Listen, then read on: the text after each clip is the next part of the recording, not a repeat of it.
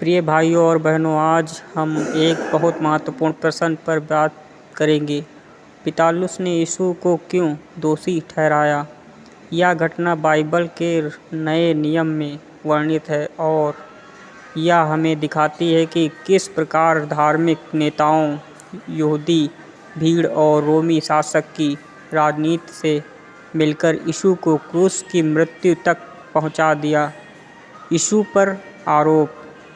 यहूदी धार्मिक अगुवाओं ने यीशु पर आरोप लगाया कि उन्होंने अपने आप को परमेश्वर का पुत्र और यहूदियों का राजा कहा है।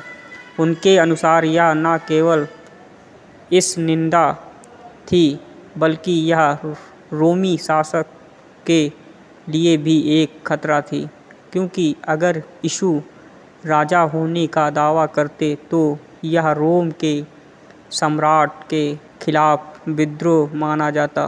पितालुस की जांच। पितालुस, जो उस समय यहूदिया का रोमी राज्यपाल था, यीशु ने ये प्रश्न किया, क्या तुम यहूदियों के राजा हो? यीशु ने उत्तर दिया, तू ही कहता है। मत्ती 27:11 में पितालुस ने यीशु से कई प्रश्न पूछे, लेकिन उसे यीशु में कोई अपराध नहीं मिला। लूका 23:4 में लिखा है, पितालुस ने महायाजकों और भीड़ से कहा, मैं इस मनुष्य से कोई दोषी नहीं पाता। भीड़ का दबाव। हालांकि धार्मिक नेताओं ने भीड़ को भड़काया। ये लगातार चिल्लाते रहे, इसे क्रूस पर चढ़ा दो, इसे क्रूस पर चढ़ा दो। पितालुस ने लोगों को समझाने की कोशिश की और यहाँ तक कि उसने यीशु की जगह कुख्यात डाकू बर-अब्बा को छोड़ा, और लेकिन भीड़ ने उन्हें बर-अब्बा को चुना, जो यीशु को क्रूस पर चढ़ाने की मांग की। पितालुस का डर और दबाव। पितालुस जानता था कि यीशु निर्दोष है, यहाँ तक कि उसकी पत्नी ने भी उसे संदेश भेजा कि उस धर्मी मनुष्य से कुछ मत करना, क्योंकि मैंने आज स्वप्न में उसके कारण बहुत दुख पाया है। मत्ती 27:19 में लिखा है, लेकिन भीड़ और धार्मिक अगुवाओं ने धमकी दी कि यदि तू यीशु को छोड़ देगा तो मैं कैसर का मित्र नहीं हूँ। यूहन्ना 19:12 में लिखा है, यानी अगर पितालुस यीशु को छोड़ देगा तो रोमी सम्राट को लगता है कि वह विद्रोही का पक्ष ले रहा है। राजनीतिक दबाव। भीड़ का गुस्सा और अपनी कुर्सी खोने के डर के कारण पितालुस ने भीड़ की इच्छा मान ली। हाथ धोना।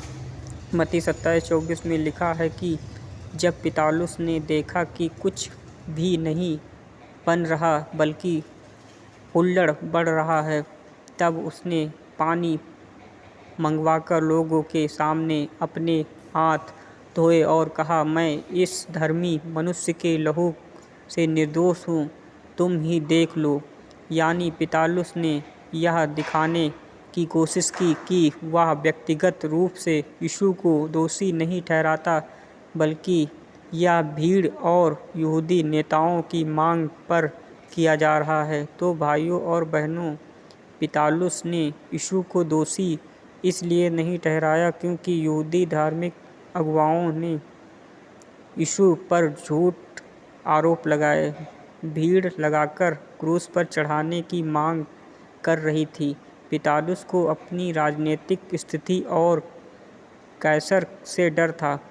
दबाव और डर के कारण उसने सच जानते हुए भी गलत फैसला किया। यीशु को दोषी ठहराने का यह निर्णय मानव इतिहास का सबसे बड़ा अन्याय था, लेकिन इसी अन्याय से परमेश्वर की उद्धार योजना पूरी हुई।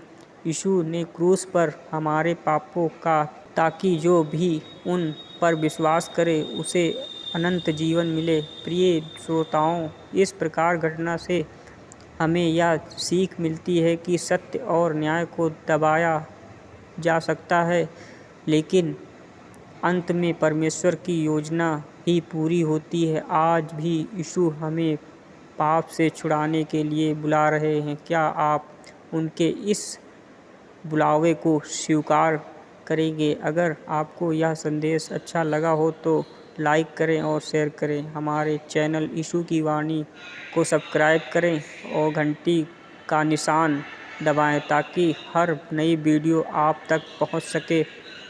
परमेश्वर आपको आशीष दे।